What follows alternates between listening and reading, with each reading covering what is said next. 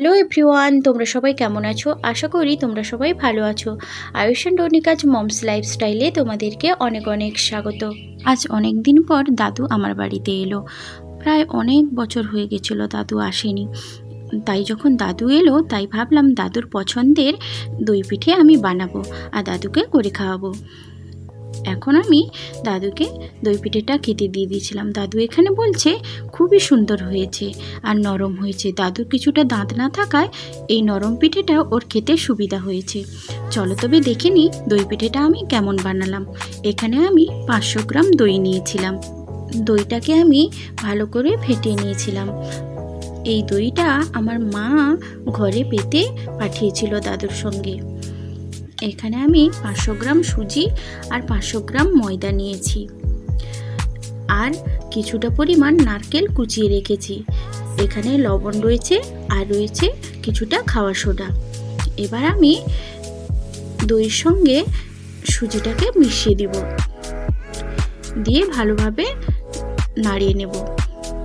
এবারেতে ময়দাও add করলাম, দুটোকেই ভালো করে মিশিয়ে নিলাম। দুটো মেশানো হয়ে যেতে এবার আমি এতে চিনিটা দিয়ে দিলাম। চিনি ভালো করে ব্যাটারের সঙ্গে মিশিয়ে নিয়ে খাওয়া সোডা অ্যাড করলাম। খাওয়া সোডাটাকে ভালো করে মিশিয়ে নেব। এবার কিছুক্ষণের জন্য ঢাকা দিয়ে রেখে দেব। প্রায় 1 ঘন্টা পর আমি ফিরে এলাম। তারপর ওই ব্যাটারটার সঙ্গে নারকেল কুচানোটা দিয়ে দিয়েছিলাম। এবার এতে লবণ অ্যাড করলাম। এবার সমস্ত উপকরণ আবারও ভালোভাবে মিশিয়ে নেব। শাশুড়ি মায়ের পুরনো একটা ইডলি মেকার ছিল, সেইটা দিয়ে আমি আজকে দই পিঠেটা বানাবো। এবার এটাকে আমি ভালো করে ধুয়ে নিয়েছিলাম। এরপর এর প্রত্যেকটা প্লেটে আমি সুন্দর করে তেল ব্রাশ করে দিচ্ছি, যাতে পিঠেটা বসানোর সময় লেগে না যায়। তেলটা ব্রাশ করা সমস্তগুলোই হয়ে গেছে। এখন আমি কিছুটা পরিমাণ চেরি আর কিছুটা পরিমাণ কাজু নিয়েছিলাম। আর আমি একটা প্লেটের সমস্ত কাপে ব্যাটারটাকে দিয়ে দিচ্ছি। এই পিঠেটা আমার কাছে একেবারেই নতুন, এই ফার্স্ট টাইম আমি এটা ট্রাই করলাম, তাই এর স্বাদ কেমন হবে আমার কাছে এখনও অজানা।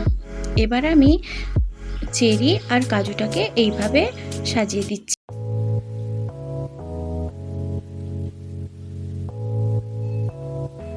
এখন আমার বাকি প্লেটগুলোও সাজানো হয়ে গেছে।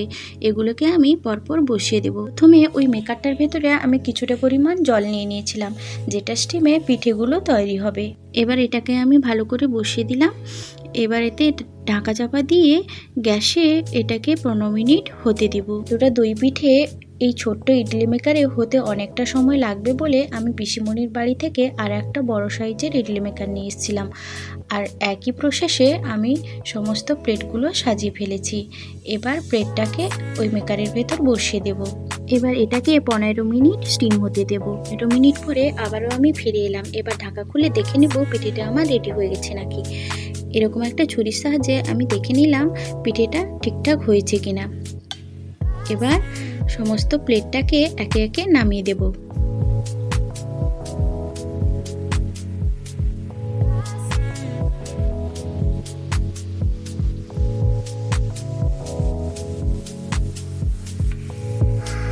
এবার আমি এরকম একটা চামচের পেছন দিয়ে পিঠের চারদিকটা ভালো করে ছাড়িয়ে নেব।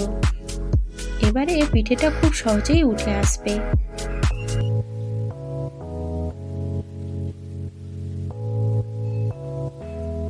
পিঠেটা অনেক হালকা আর নরমও হয়েছে। এবার একইভাবে আমি সমস্ত প্লেটের পিঠেগুলোকে তুলে নেব।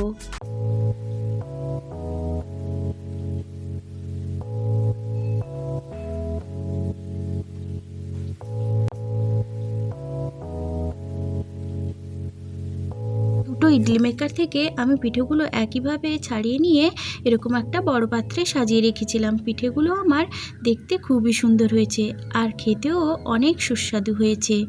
তোমরাও কোনো দিন এইভাবে বানিয়ে খেও, খুবই ভালো হবে। আজকের ভিডিওটা এখানে শেষ করব।